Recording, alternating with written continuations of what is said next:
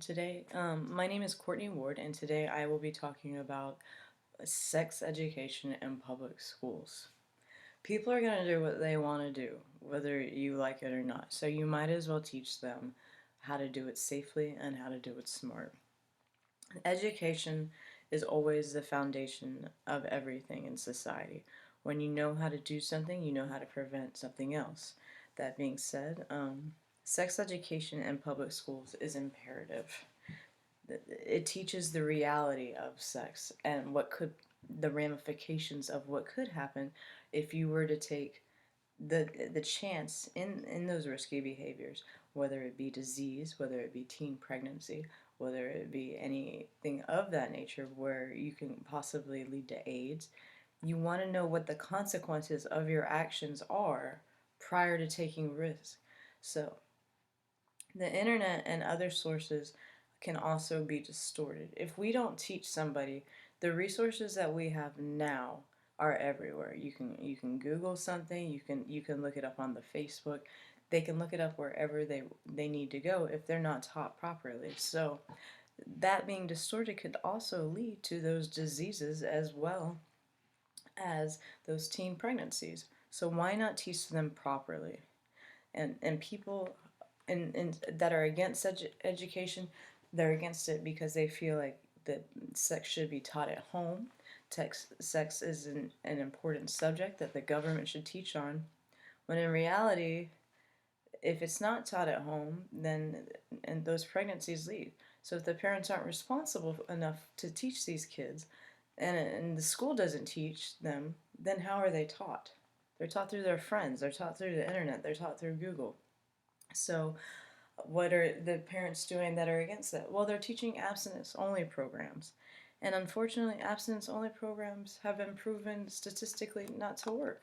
The abstinence only education and teenage pregnancy rates by the U.S. National Library of Medicine has put out stats that states with higher teen pregnancies are often linked to those that are teaching abstinence only programs. These children aren't too young to learn because they're going to do what they want to do. If you don't teach them how to do it right, then the consequences are going to be grave and it can end up being life altering. So, unfortunately, whether you're an advocate or not, the decision is left to the state. There's only 24 states that mandate sex education, and only 38 of them are mandated to teach about disease as well as HIV and AIDS. Most states, I believe it was 38, you need parental guidance or parental permission, and even 35 states allow parental withdrawal, where you can legally take your child out of the situation so they don't have to be in that education foundation room. We can also we have to realize that when it comes to these kids, how can they prevent these pregnancies as well as these diseases if they don't know?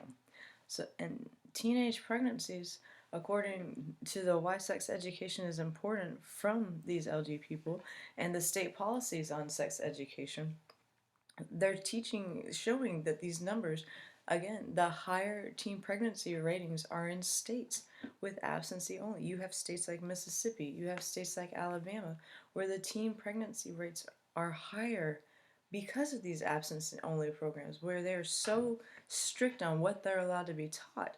And then other states, up, say in New England, they have the least amount of teen pregnancies. And even though, as a whole, in the country as itself as a whole has less teen pregnancies than it ever has before, it's because of this education that we're instilling in these children. So many adolescent girls, if they do become pregnant, become teen dropouts. They half of them don't even get a high school diploma, which means they're not going to get the best jobs. They've been taken to poverty. They rely on the government for all sorts of help, like food stamps, government assisting.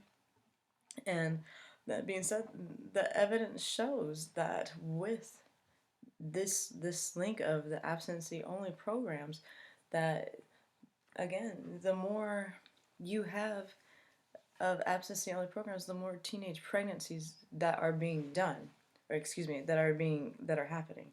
So why not teach these kids who are going to have sex whether you want them to or not, how to do it properly, how to do it smart, and how to do it safely?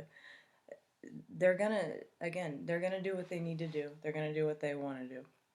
So in conclusion, I believe, like everything in life, education is key. How can you prevent something if you don't know what you're preventing, if you don't know what you're doing? So why not give these kids a fighting chance who are going to do what they want to do, again, regardless of what you and I think, and give them an opportunity to do it smart and to do it safe. So if they do go ahead and they do what they're not meant to do, or they're not supposed to do, they do it smart and they do it with the minimal consequence. Thank you.